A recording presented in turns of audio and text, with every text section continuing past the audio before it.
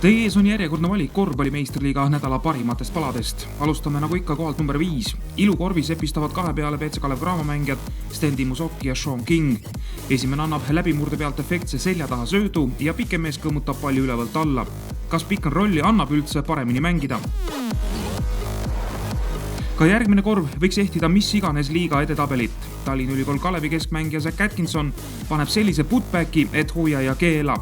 Eeltöö mööda läinud viske näol teeb ära Johnny Berkhane Meskel.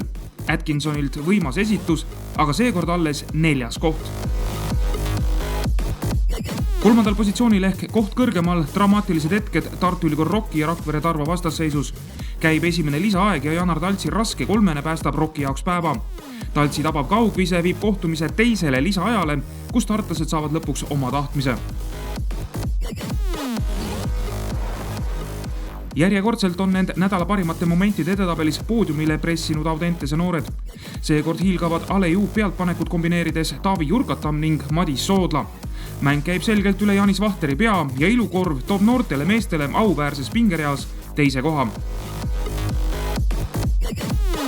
Ning esikoha võitjas ei mingit üllatusmomenti. Oleme sel hooajal juba korduvalt näinud, kui väljakul on korraga Reini Strupovitš ja David Houghton, võib oodata pilt ilusaid postreid. Seekord tegid Tarva mehed pildi koos Karolis Petrokonisega.